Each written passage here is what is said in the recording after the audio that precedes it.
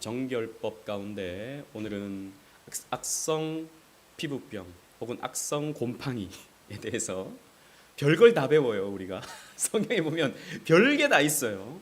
그러나 거기에는 또 다 의미가 있죠. 우리 레위기 14장 57절 말씀을 함께 보시겠습니다. 오늘은 13장 14장을 살펴보게 될 텐데요. 레위기 14장 57절 말씀을 보시겠습니다.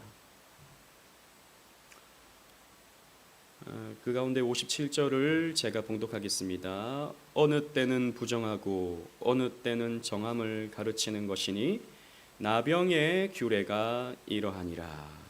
아멘. 우리는 지금 정결법을 11장부터 15장에 걸쳐서 살펴보고 있습니다. 레위기에 어떻게 보면 핵심적인 내용이 이 정결법이라고 할 수 있어요. 이 정결법은 어디에서 오는 건가? 이 제사장의 의무가 바로 무엇이 정한 것이고 무엇이 부정한 것인지를 구분하는 역할을 하는 것인데, 그 구분에 대한 기준이 바로 11장부터 15장에 나오는 정결법이다. 그리고 정결해진 이스라엘 백성들이, 언약 백성들이 어떻게 하느냐? 대속죄일에 용서를 받는 거죠. 국가적인, 민족적인 정결함을 받는, 또 거룩한 백성으로서 하나님 섬기는 그런 날로 나아갈 수가 있게 되는 것입니다. 그래서 우리도 정결함을 얻고 하나님께 예배하는 거예요. 여러분, 교회에 오는 사람들이 있어요. 교회에 오는 사람들 가운데는 예수 그리스도의 보배로운 피로 정결함을 얻어서 하나님과 교제하는 사람이 있고요. 교회에 오는 사람 가운데서는 예수님을 믿지 않는 사람도 있을 수 있습니다. 아직 거듭나지 않은 사람. 그런 사람은 사실 하나님을 만나는 게 아니에요. 그냥 예배를 참석한 거죠. 예배당에 온 것이죠. 진짜 예배하는 사람은 반드시 정결해진 후에 예배할 수 있는 것입니다. 정결해진 후에 하나님 만날 수 있는 겁니다. 교제할 수 있는 거예요. 하나님은 거룩하시기 때문에 부정한 사람을 만날 수 없고 교제할 수 없죠. 만약 부정한 사람을 만나면 어떻게 됩니까? 심판받아 버립니다. 죽어버립니다.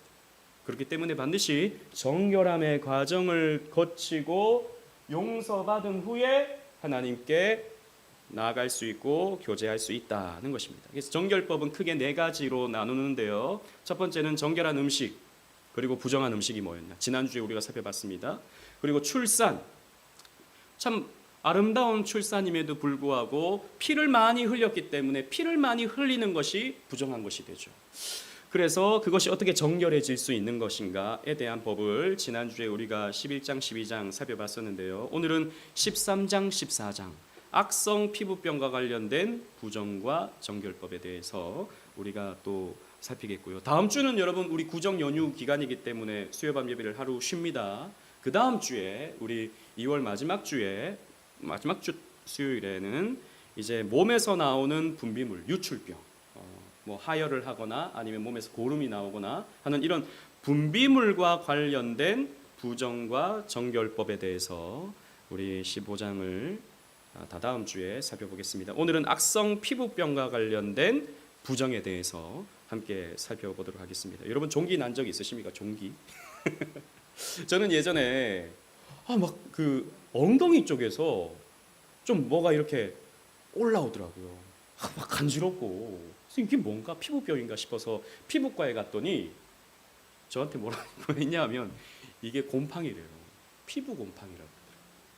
저는 그 피부병 가운데서 곰팡이 때문에 막 이게 올라오는 건 처음이었었거든요. 한 20년 된 것 같아요.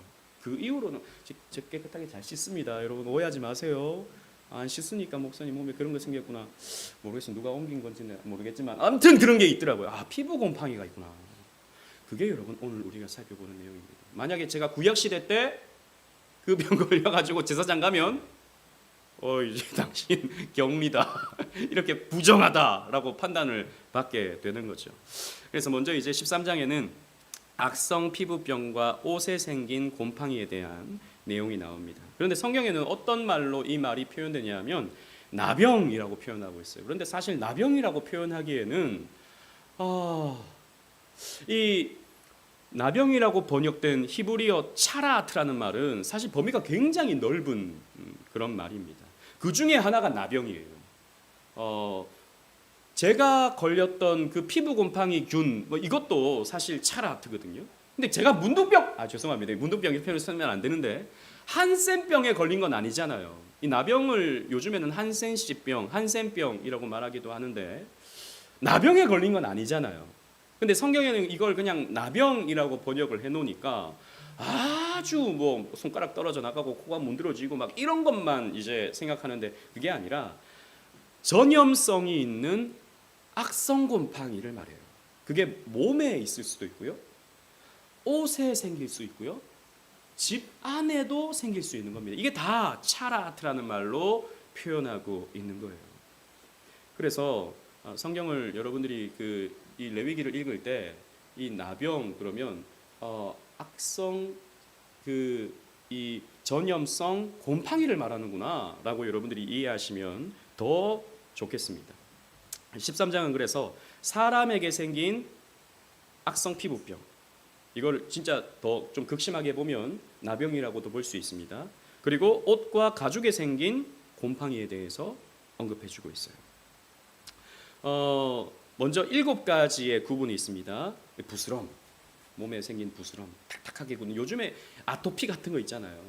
그런 것도 여기에 포함될 수 있다고 볼 수 있습니다. 그리고 생살이 돋는 경우, 저는 이것도 궁금했어요. 생살이 돋는 게 이게 뭐가 부정한 거야? 상처 이렇게 났다가 거기 생살이 이렇게 올라오잖아요. 이게 부정한 건가? 그게 아니고 몸에 살이 오돌하게 올라오는 거, 그냥 하얗게 이렇게 올라오는 거, 그런 걸 말하는 것입니다. 그리고 종기, 그리고 뭐 이거 다 뭐 우리가 뭐 구체적으로 알 필요는 없어요. 이런 것들이 있다는 겁니다. 화상을 입어가지고 이게 약간 썩는 거 있지 않습니까? 이런 것들. 그리고 머리와 수염에 백선, 이 하얗게 일어나오는 약간 백반병 같은 그런 것들. 그리고 발진, 온몸이 가려워지는 뭐 이런 것들. 그리고 대머리, 이거 오해하기 쉬운데 대머리라고 이게 부정한가? 그건 아니고요. 이게 피부병으로 인해서 생기는 탈모, 이런 것들을 말하는 것입니다. 그래서 옛날에 이거 뭐 대머리 이거 교회 가끔씩 이제 탈모 있으신 분들이 있거든요. 막 놀리고 그랬다고요. 부정하다고. 그런 게 아니고 피부병으로 인해서 생기는 탈모 혹은 뭐 수염도 마찬가지예요. 그런 경우들이 이제 제사장이 판단할 수 있는 7가지의 차라아트다라는 것이죠.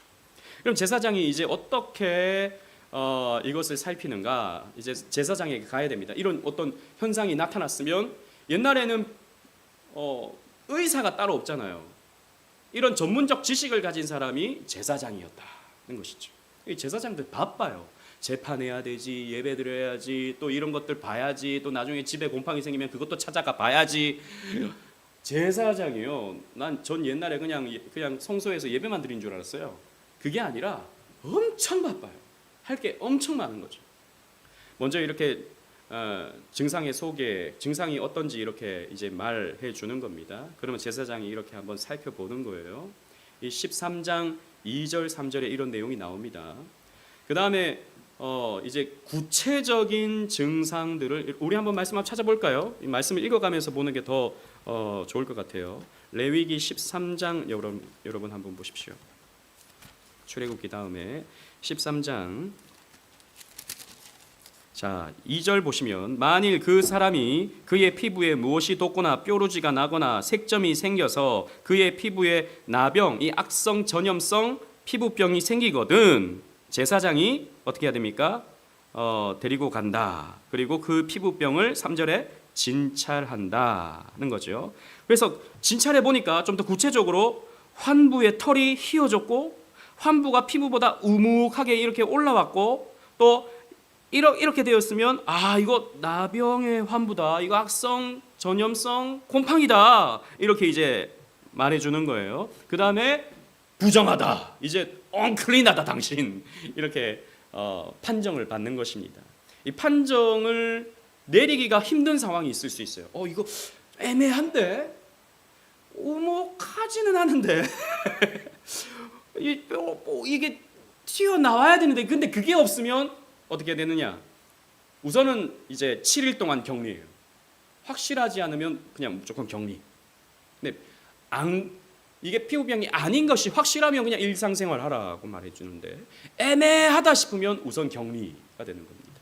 그리고 7일 후에 재검사를 하는 거죠.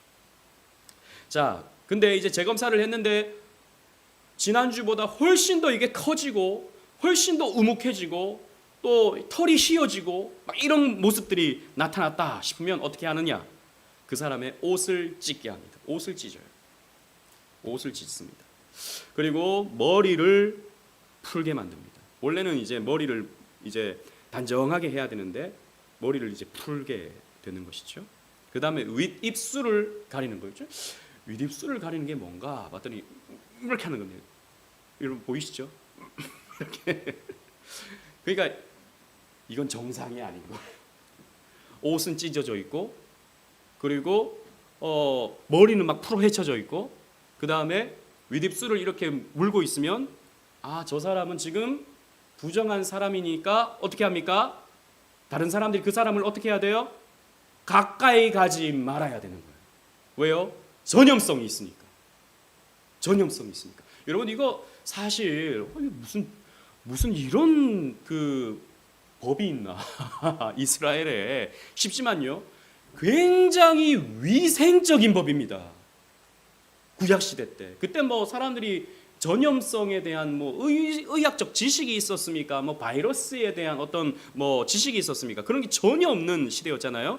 그러니까 그때는 막 아무렇게나 막 병 일어나도 막 접촉하고 같이 먹고 하던 그런 시대였는데 하나님이 유대인들에게 이런 법을 주시는 거예요. 격리시키고 접촉하지 못하게 만드는 거예요. 그 다음에 이 사람은요, 이제 진단을 받은 사람은 부정하다, 부정하다라고 외치고 다녀야 돼요. 왜? 이거는 나랑 접촉하지 말라라고 하는 표현입니다. 그래서 누군가가 다가온다 그러면 부정하다, 저는 부정한 사람입니다 라고 말할 수 있어야 된다는 것이죠. 그리고 이 사람은요, 이스라엘 진영 밖에서 혼자 7일 동안 혹은 다 나을 때까지 살아야 돼요. 혼자서. 굉장히 외롭죠. 그리고 완전 격리되어서 다른 사람들과 접촉할 수 없죠. 그러니까 이때 당시에는 광야에서 하나님이 이 레위기를 주셨잖아요. 광야에서. 그러니까 당시에 이렇게 이스라엘 백성들이 진을 형성하고 있었을 때입니다. 진을 형성하고 있는 그 밖에서 광야에 혼자 나가서 이제 초막 아래에서 혼자 살아가야 되는 거예요. 다 나으면 이제 나중에 좀 살펴보겠습니다. 근데 이게 뭐냐? 옷을 찢고 머리를 풀고 윗입술을 가리는 것은요. 다른 율법에 보면 사람이 죽었을 때 슬픔을 표현하는 그런 방식이기도 합니다. 그러니까 자신이 부정해진 것에 대해서는요, 슬퍼함을 그렇게 표현하는 거예요. 이게 뭐냐면 사실 부정한 것은 하나님과의 관계가 단절되는 거거든요. 왜냐하면 예배하러 갈 수가 없는 거예요. 어떤 부분에서 예배하러 갈 수가 없는 그런 상황이기 때문에 그 슬픔을 마치 내가 죽은 것처럼 표현하면서 자신의 부정함을 생각하는 거예요. 그리고 접촉을 방지하게 되는 것이고, 그리고 이 공동체와 떨어져서 산다고 하는 것은 굉장히 외롭고 불행한 일이 되는 것이죠. 그러니까 이런 악성 전염성 피부병에 걸리게 되면요, 굉장히 괴로운 그런 상황이 될 수밖에 없는 것입니다. 공동체와 분리는요, 사회적이고 영적인 죽음을 의미한다고 볼 수 있어요. 그리고 또 이제 옷이나 가중에 생긴 곰팡이가 있을 수 있죠. 여러분, 우리도 가끔씩 장롱에 옷 넣어놨는데 여름 지나고 나니까 곰팡이가 생긴 그런 경우들 우리 간혹 보잖아요. 제가 이전에 저 큰 길 건너서 이제 빌라에 살 때 거기가 굉장히 좀 습하더라고요. 굉장히 습해가지고 실제로 좀 이렇게 벽에도 곰팡이가 많이 생기기도 하고 장롱에 이제 곰팡이가 막 생기기도 하고 그러더라고요. 구약 시대 때 그런 일이 생겼다 그럼 부정해지는 겁니다. 근데 우리나라는 여름에 너무 습하잖아요. 그러니까 곰팡이가 생기는 게 너무 쉬워요, 우리는. 근데 이 광야에서 이스라엘 백성들은요, 사실 곰팡이가 생기기가 쉽겠습니까, 어렵겠습니까? 굉장히 어려워요. 웬만해선 곰팡이 안 생겨요. 근데 곰팡이가 생긴 건요, 굉장히 심각한 그런 상황이 되는 것입니다. 이것도 제사장이 가서 판단을 해줘야 되는 것입니다. 옷이나 가죽에 색점, 이런 옷에 이런 부스름한 혹은 허연 이런 색점이 생기면 제사장이 가서 보고 판단을 해줘야 되는 겁니다. 이 제사장은 곰팡이가 생긴 옷이나 가죽을 1회 동안 우선은 격리를 시켜놔요. 이런 상황이 생겼다. 그러면 이거는 우선 창고에 넣어놓는 거예요. 그 다음에 7일 후에 다시 살펴보는 거죠. 7일 후에. 그러면 어떻게 되느냐? 이게 곰팡이가 더 커졌어. 곰팡이인 게 확실해.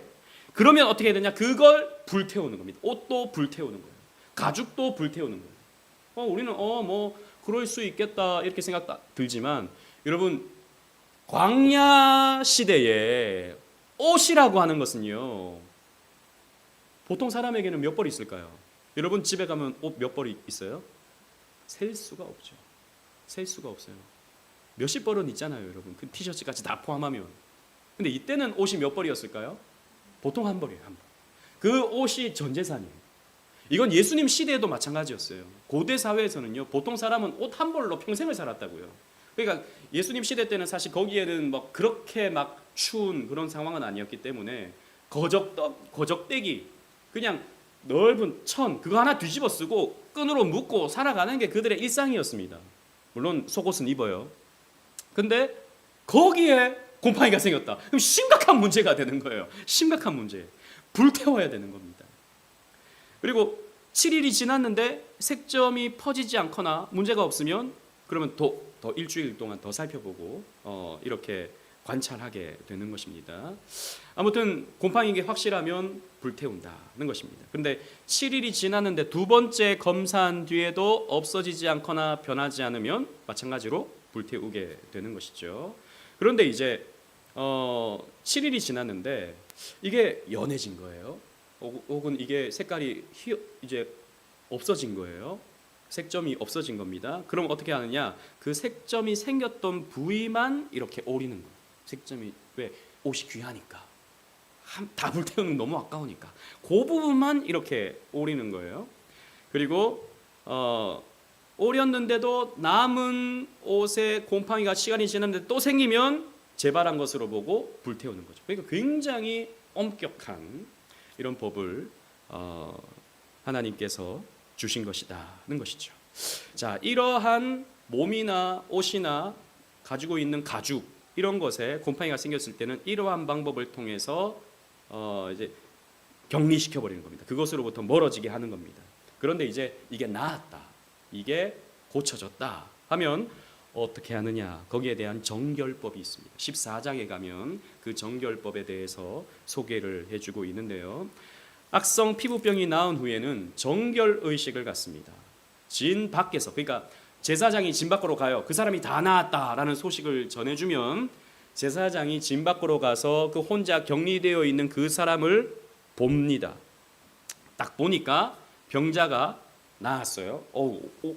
이 피부가 깨끗해졌어요. 옛날에 막 올라왔던 이런 것들이 없어졌어요. 그것이 확실하다라고 판단을 받으면 정결 의식을 하게 되는 겁니다. 새 2마리를 가지고 옵니다. 이 새가 무슨 새인지는 잘 모르겠어요. 그냥 성경에 그냥 새라고만 되어 있어요. 새 2마리를 가지고 와요. 그리고 백향목과, 여기 이제 이걸 그냥 백향목이라고 이제 그려놓은 거예요. 누가 인터넷에 있길래 가져와봤습니다. 그리고 홍색실, 이제 홍색실, 빨간 실, 그리고 우슬초. 우슬초는 이제 이렇게 생긴 이제 식물이에요. 그걸 가지고 와요. 가지고 와서 어떻게 하느냐? 새 1마리를 흐르는 물을 받아서, 그러니까 성경에 보면 이제 리빙 워터라고 되어 있어요. 그러니까 그냥 있던 우물 이런 거 말고 흐르는 물을 담아다가 거기에 새 1마리를 죽입니다. 새 1마리를 죽여서 거기에 피를 쏟아요. 그 다음에 어떻게 하느냐? 백향목과 홍색실과 우슬초를 질그릇에 담겨 있는 죽인 새의 피에, 빨갛겠죠. 물에다가 피를 담아놨으니까 빨갛겠죠. 이걸 적셔요. 적셔서 어떻게 하느냐? 그 다 나은 사람에게 그 물을 7번 뿌립니다. 뿌려요. 이 아까 본 것처럼 이제 이 우슬초 같은 경우에는 이제 이파리가 많으니까 물에 적시면 물이 흠뻑 적셔지겠죠. 그 피가 섞인 물을 사람에게 7번 뿌리는 거죠. 그리고는 2마리였잖아요. 새 2마리. 한 마리는 어떻게 하느냐? 날려줍니다. 저 이거 보고 뭐야? 마술이야? 뭐 그 피를 뿌리면 더 나쁠 것 같은데, 더 안 좋을 것 같은데, 그런 생각이 들더라고요. 그래서 제가 자료도 좀 찾아보고 이렇게 했어요. 근데 이건 상징적인 의미가 있는 거죠. 상징적인 의미. 여러분 나중에 우리 살펴보겠지만 대속죄일에 여러분 희생제물이 몇 마리가 생기는지 아십니까? 2마리가 대속죄일에 필요해요. 그러니까 아사셀 염소 이제 2마리, 2마리 염소 2마리가 필요합니다. 한 마리는 어떻게 하느냐? 죽여서 이스라엘을 위해 속죄하고, 한 마리는 어떻게 하느냐? 풀어줍니다. 광야에 풀어줘요. 이게 뭘 의미하냐면 우리의 죄를 대신하여 죽는 염소로 인해서 우리의 죄가 광야로 이제 우리의 죄를 가지고 이 아사셀 염소가 광야에 나가서 죽는다라고 하는 것을 가시적으로 보여주는 거예요. 가시적으로. 자, 이 몸이 부정했던 이 사람이 그 사람의 부정함을 새 한 마리가 대신해서 죽는 겁니다. 새 한 마리의 희생을 통해서 그 사람은 어떻게 돼요? 그 피뿌림을 통해서 정결케 되는 거예요. 그리고 자신의 그 부정함은 어떻게 되느냐? 새 한 마리가 날아가 버리듯이 내 부정함은 날아갔다라고 하는 그런 의미로서 하나의 가시적인 보이는 말씀으로서 하나님이 제정해 주신 법이다라는 거죠. 너의 부정함은 이제 없어졌다라고 하는 이런 표가 되는 겁니다. 그래서 실제로 우슬초 같은 경우는 죄 용서가 이루어지는, 그러니까 의식을 할 때 사용하는 식물이거든요. 그래서 다윗도 나를 우슬초로, 시편 52편에 보면 나를 우슬초로 정결케 하시며라고 하는 이런 표현이 나오게 되는 것입니다. 자, 그 다음에 이제 진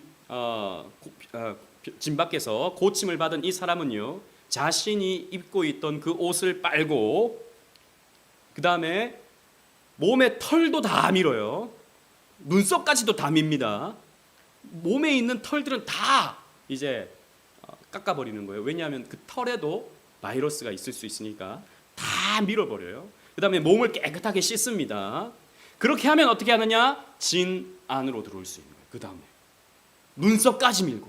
여러분 사람 눈썹 밀면 굉장히 우습거든요. 근데 이제 조금이라도 진 안에 바이러스를 옮기게 하지 못하도록 그렇게 한 것이죠. 그런데 바로 들어갈 수 있는 건 아니고 7일을 또 지난 후에 들어올 수 있는 거예요.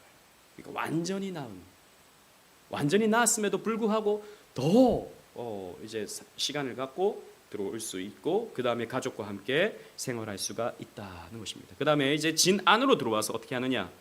하나님 앞에 제사를 드리는 거죠. 진 안에 들어온 지 7째 날이 되면 다시 몸과 옷을 씻어요. 몇 번 씻어야 되는지 모르겠어요. 그만큼 깨끗하게. 그 다음에 털도 또 한 번 밀고, 8째 날에는 화목제를 제외한 4개의 제사, 번제, 소제, 속죄제, 속건제, 이걸 모두 드리고요. 그 다음에 성소에 들어갈 수, 그 다음에는 성소 안까지도 들어갈 수 있어요. 그러니까 예배자로서 이제 온전히 역할을 할 수 있게 되는 것입니다. 그러니까 이 부정의 상황에서 정함의 상함으로 옮겨가는 이 과정도 굉장히 쉽지 않은 이런 과정을 통해서 정결함을 얻을 수 있다는 것을 보여주는 거예요. 자, 그리고 집에서 생긴 곰팡이에 대해서 여러분 이런 거 다 보셨죠? 집에 이거 생기면 이거 골치 아픈 건데, 그죠? 이런 것들이 간혹 생기긴 합니다. 우리 여름이 습하니까 이게 자주 생기지만 이스라엘은 잘 안 생겨요. 근데 이거 생겼으면 아주 심각한 문제가 되는 것입니다. 또 어떻게 하느냐? 제사장이 갑니다. 제사장이 가야 돼. 그 다음에 보니까 이렇게 곰팡이가 이렇게 쓰러져 있어요. 그러면 7일 동안 그 집은 폐쇄합니다. 7일 동안. 왜? 여기에서 병균이 옮겨올 수 있기 때문에 7일 동안에 그 집을 폐쇄시킵니다.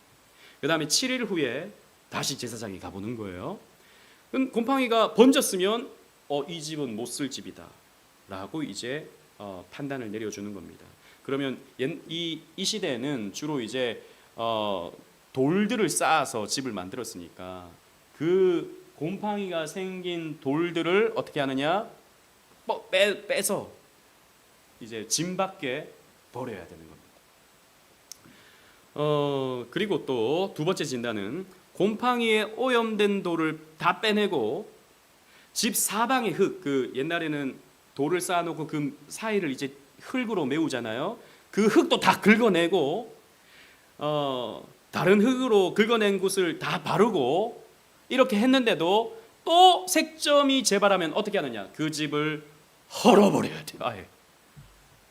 아유 우리 설권사님 지금 저거 어떻게 하나 정말 저런 일이 생기면 집을 헐라니 그거 어떻게 하나 싶지만, 여러분 이때 당시 집을 허물기도 쉽고 짓기도 쉬워요. 왜요? 그냥 돌 쌓아놓고 흙만 메꾸면 되는 겁니다. 이 시대의 집이라고 하는 거. 그러니까 요즘처럼 무슨 뭐 미장을 할 필요도 없고 도배를 할 필요도 없고 페인트 칠할 필요도 없고 그냥 돌 쌓아놓고 흙으로 덮고 끝. 여기는 또 그렇게 춥지 않으니까 그렇게 또 가능한 거죠. 근데 어쨌든 살던 집을 허물어야 되는 게 이게 보통 일은 아니죠. 그리고 집에 산 사람들도, 그 집에 살던 사람들도 하루 동안은 부정하게 되어서 다른 사람과 격리를 시켜버려야 되는 것입니다. 이게 바로 집에 생긴 곰팡이를 처리하는 그런 과정이고요. 그 다음에 또 이 집도 나중에 시간이 지나서 괜찮아졌다. 허물기 전에 이제 살펴보고 좀 문제가 생겨 돌만 빼내고 했는데 괜찮아졌다. 그러면 어떻게 해야 되느냐? 피부병에서 고침받은 사람의 경우와 똑같은 의식을 갖게 됩니다. 다만 제사를 드리진 않아요. 그러니까 몸 씻고 옷 빨고 털 밀고 이건 다 해야 돼요. 근데 제사는 드리지 않고 이제 들어와 살면 되는 것입니다. 이러한 가정들이 있는 거죠. 여러분 이게 뭘 의미할까요? 이게 뭘 우리에게 가르쳐 줄까요? 구약의 모든 말씀들은 우리가 지금까지 레위기를 살피면서도 그랬고 또 우리 구속사 시리즈 주일 오전 말씀을 통해서도 그런 것들을 우리가 봐왔지만, 구약의 모든 말씀은 누구를 향합니까? 그렇죠. 예수 그리스도를 향한다고 볼 수 있죠. 그래서 신약에요, 수많은 병자들이 나오지만 그 중에 한 사람이 누굽니까? 나병에 걸린 환자가 나오죠. 나병에 걸린 환자. 여러분 나병을 고쳐주시는 예수 그리스도에 대한 이야기가 마태복음 8장 가보십시오. 마태복음 8장.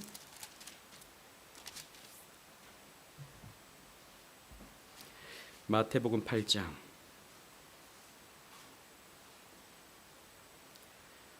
1절로 4절 말씀을 우리 한 절 한 절 교독하면서 읽겠습니다. 제가 가진 성경 신약 11페이지예요. 예수께서 산에 내려오시니 수많은 무리가 따르니라. 한 나병 환자가 나와 절하여 이르되 주여 원하시면 저를 깨끗하게 하실 수 있나이다 하거늘 예수께서 손을 내밀어 그에게 대시며 이르시되 내가 원하노니 깨끗함을 받으라 하시니 즉시 그의 나병이 깨끗하여진지라. 예수께서 이르시되 삼가 아무에게도 이르지 말고 다만 가서 제사장에게 내 몸을 보이고 모세가 명한 예물을 드려 그들에게 입증하라 하시니라. 아멘. 굳이 신약 성경에 예수님의 이야기에 나병 환자가 나오는 것이죠. 다음 주도 마찬가지입니다. 다음 주는 이제 유출병, 몸에서 나오는 그런 피라든지 고름에 대한 그런 내용인데, 성경에는요 굳이 혈루병 여인이 등장하는 거죠. 왜요? 그것을 통해서 구약이 예수님을 가르쳐 준다라고 하는 것을 보여주는 것입니다. 그래서 나병 환자가 나와요. 그래서 예수님께서 나병 환자를 고쳐주십니다. 여러분 정결법은요, 지난주에도 우리가 말씀을 나누었던 것처럼 그때 당시에 주셨던 정결법은 여러 가지 의미가 있지만 대표적으로 너희들은 구별된 거룩한 하나님의 백성이다라고 하는 것을 가르쳐 주는 거예요. 그래서 음식 먹는 것도 다르고 이런 것들이 다른 거죠. 그리고 이런 피부병에 걸린 것조차도 너희들은 구별된 백성이기 때문에 이방인들과 다른 의식을 갖는다라고 하는 것을 가르쳐 주시죠. 그런데 예수님께서 오십니다. 예수님께서 구약의 모든 율법을 다 성취해 주시죠. 그 다음에 이 정결법을 어떻게 하십니까? 폐지시켜 버리시는 겁니다. 그래서 이방인과 유대인의 구분이 있습니까? 없습니까? 이제는 없다라는 것입니다. 그래서 구약의 이스라엘아라고 하는 이 표현은 저와 여러분들을 가르쳐 주는 말씀이 되는 거예요. 이제. 그리고 예수님께서 오셔서 여러분 여기 중요한 표현인데 예수님께서 이 나병 환자를 어떻게 고치십니까? 3절에 예수께서 어떻게 해요? 손을 내밀어 그에게 대시며. 이건요 율법 어기는 겁니다. 왜요? 그 사람은 부정하다라고 외쳐야 되고 그 사람 곁에는 사람들이 가면 안 돼요. 근데 굳이 예수님은요 그 사람에게 가서 손을 대버리시는 거예요. 이건 이제 율법의 종교를 말하기도 하고 이 정결법의 종교를 가르쳐 주는 것임과 동시에 왜 종결이 되는가를 가르쳐 주는 거예요. 왜 종결이 됩니까? 이 사람들의 모든 부정을 예수님께서 대신 다 가져가 버리시는 거예요. 그래서 예수님은 십자가에 달리실 때 그 피부가 찢겨 가시는 겁니다. 악성 전염성 피부병이 아니라 피부 자체가 그냥 뜯겨져 나가는 겁니다. 예수님께서 매 맞으실 때 여러분 아시죠? 로마의 그 채찍은 끝에 이제 금속들이 달려 있어 가지고 채찍으로 때리면 살점이 떨어져 나간다고요. 예수님께서는요 문둥병자보다 더한 이 나병 환자보다 더한 피부의 고통을 당하셨다고요.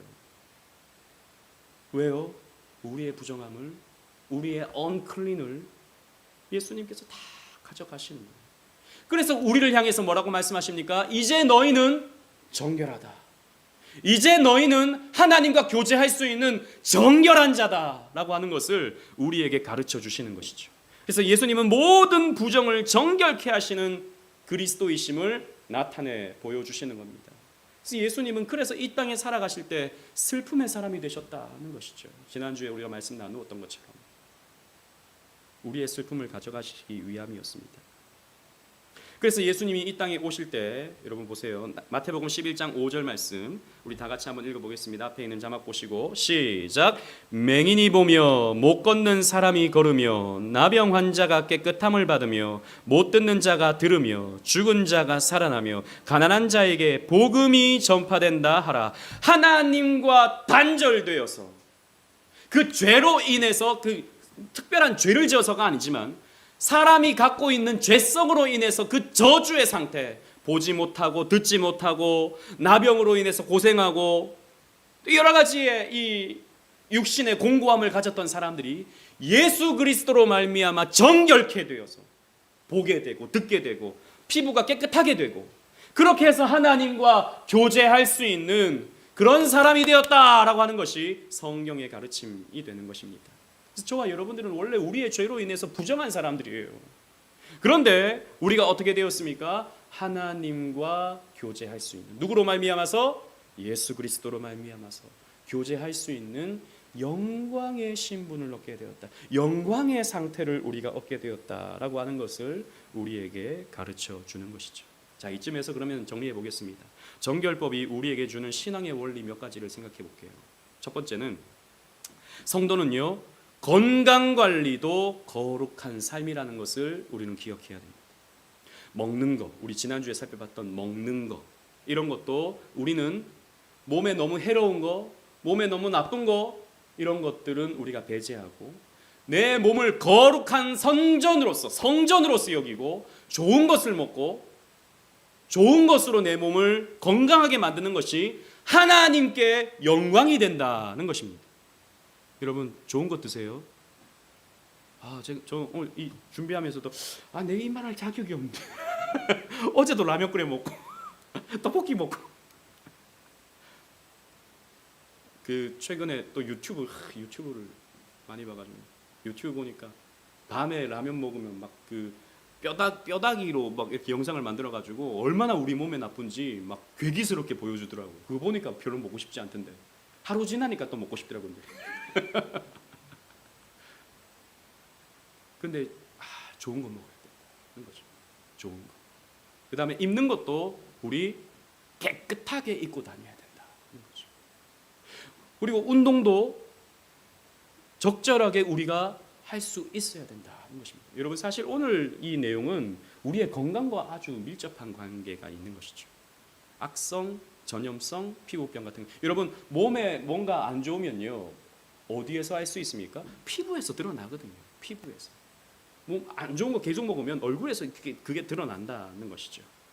그래서 우리가 좋은 것을 먹고 깨끗한 옷을 입고 건강 관리를 잘하는 것은 하나님께 영광 올려드리는 비결이 된다는 것이죠. 왜? 여러분들이 건강해야 되는 것은 오늘도 여러분들이 건강하기 때문에 이 자리에 나올 수 있는 것이지, 여러분들이 건강해야 선교도 할 수 있고 전도도 할 수 있고 누구 이웃을 섬길 수도 있고 봉사도 할 수 있고 하는 것이지, 건강하지 못하면 아무것도 못합니다. 그렇잖아요. 그래서 우리가 건강관리를 적절하게 하는 것이 우리에게는요 하나님께 영광이 된다. 옛날 목사님들은 맨날, 저는 뭐 집에서 너무 잘 지내니까 제 아는 목사님은 맨날 금식하시고, 옛날 목사님 맨날 금식하시고 집에도 안 들어가시고 맨날 강대상 여기서 주무시고 그런 분들 많으셨거든요. 저는 그분들 참 존경하고 참 너무 귀한 일이라고 생각하는데, 그렇게 해서 근데 몸을 돌보지 않으셔서 참 이 병 저 병으로 인해서 이 노후에 고생하시는 이런 목사님들 보면 한편으로는 좀 너무 아쉬운 거예요. 한편으로는.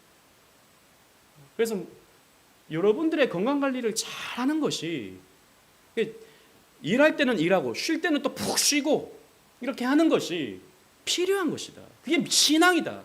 무조건 그냥 금식하고 기도하고 봉사하고 헌신하고 나는 그냥 달아서 없어질 거야, 나는 이렇게 뭐 하다가 죽을 거야 이렇게 하는 것은 하나님께 영광이 안 된다는 것입니다. 또 두 번째로, 부정은요, 여기서 말하는 부정은 죄를 의미한다기보다도 성소에 들어갈 수 없는 상태를 말한다는 것이죠. 성소에 들어갈 수 없는 상태. 그러니까 부정하다라고 해서 너 죄 지었지, 죄 지었으니까 넌 부정해, 이게 아니고 성소에 들어갈 수 없는 상태를 unclean, 부정한 상태다고 성경은 말한다는 것이죠. 이런 사람은 다른 사람과 격리될 뿐만 아니라 예배에 격리된다는 거예요. 예를 들자면 이런 것입니다. 여러분들이 독감에 걸렸어요. 독감에. 근데 주일이 다가왔어. 막 기침이 콜락콜락콜락 나와요. 근데 주일이니까 난 오늘 예배를 드려야지. 하나님께서 안식일을 기억하여 거룩히 지키라 그랬어. 그래가지고 막 콜락콜락콜락 하는데 교회 나와가지고 앉아 있어요. 난 믿음이 있으니까 난 나와서 예배해야 된다고 생각해. 온라인으로 하면 예배 같지가 않아. 이렇게 해서 예배 드린다고 생각해 보십시다. 굉장히 대단한 믿음이긴 한데 아주 위험한 믿음이기도 하죠. 여러분들이 예전 우리 코로나 시대 때 한번 겪었잖아요. 저는 뭐 그런 공포심에 의해서 너무 우리가 지레 겁먹고 하는 것도 문제지만, 그렇다고 그런 거에 대해서 우리가 전혀 생각도 안 하고 이런 위생적인 부분에 또 혹은 이런 바이러스적인 부분에 있어서 경계하지 않는 것도 하나님의 뜻은 아니다. 이런 것들을 우리가 잘 지혜롭게 판단하고 결정해주는 이런 과정이 우리에게 필요하다는 것이죠. 그래서 여러분들이 전염성 질병, 뭐 요즘에 또 뭐 인도에서 중국에서 뭐 니파 바이러스라고 하는 뭐 이런 게 생겨가지고 치사율이 뭐 코로나의 몇 배다 뭐 그래가지고 저는 그런 뉴스만 나와도 가슴이 떨려요. 또 우리나라 올까봐. 그래가지고 또 뭐 교회 뭐 어떻게 된다 뭐 또 그럴까봐 걱정이에요. 물론 뭐 오면 뭐 오는 거고 안 오면 감사한 거고 그렇지만 어쨌든 때로는 예배와 단절되는 것도 하나님께서 명령하신 것이다 라고 하는 것을 우리는 기억할 필요가 있다는 것이죠.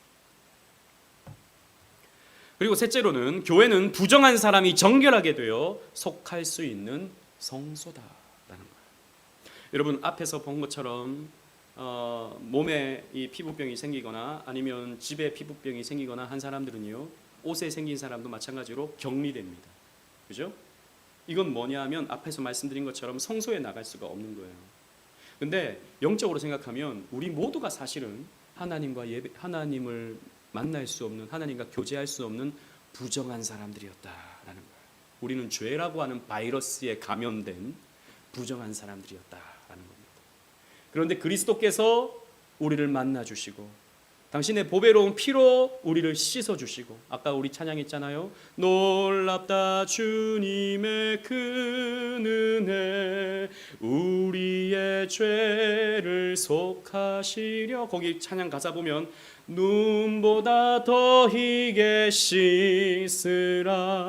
그래서 여러분들은 이 부정함에서 씻겼다라는 표현으로서 여러분들은 세례를 받은 것입니다. 세례를 받았다라고 하는 것은 저와 여러분들은 정결케 되어서 하나님을 예배할 수 있는 사람이 되었다라고 하는 것을 가르쳐 주는 거예요. 이걸 우리가 이 정결법에서 발견할 수 있는 것입니다. 그리고 이제 우리는요, 우리가 살아가는 환경, 이걸 우리 자연 세계라고도 볼 수 있어요. 이런 것들을 잘 관리해야 할 필요가 있다. 왜냐하면 우리가 살아가는 이 세계가 너무나도 오염되고 있고, 그로 인해서 이제 기후 변화, 이상 기후 이런 것들이 일어나게 되면서 우리를 공격하잖아요. 우리를 고통스럽게 만들잖아요. 우리를 예배하지 못하게 만들기도 하잖아요. 이런 것들에 대해서 우리는 경각심을 가지고 우리가 살아가는 환경을 깨끗하게 유지하는 것이 또 하나님의 뜻이다. 다르게 표현하면 집 청소를 잘해야 돼요. 집 청소를. 바퀴벌레가 돌아다니는 집이 되면 안 된다. 우리 사모님은 또 뒤에 계신데, 우리 사모님은 집을 아주 깨끗하게 합니다.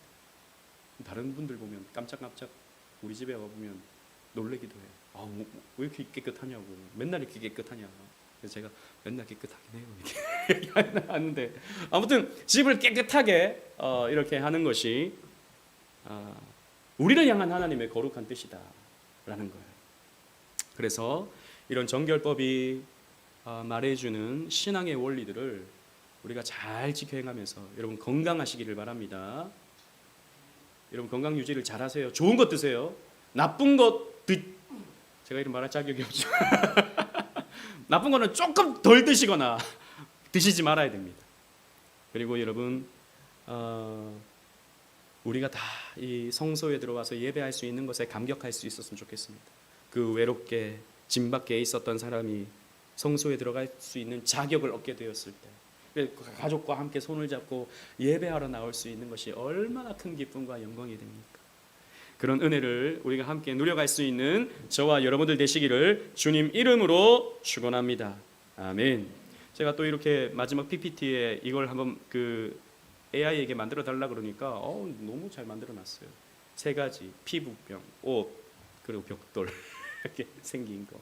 그 다음에 부정하다라고 옷 찢고 이렇게 한 그림들. 그리고 여기 이제 백향목, 우술초, 2마리의 새 이런 것들 홈페이지에 올려놓도록 하겠습니다. 제가 요건 빠뜨렸는데, 이제 정결하게 된 사람 같은 경우에는 귀볼과 엄지손가락과 엄지발가락에 그 피를 발라요. 그러니까 당신이 만지는 모든 것에, 당신의 밟는 그 모든 곳에, 당신이 듣는 그 모든 것에 거룩하게 되었다라고 하는 그런 표현으로서 이제 피를 바르죠. 이런 의미가 있습니다. 우리 함께 말씀을 기억하시면서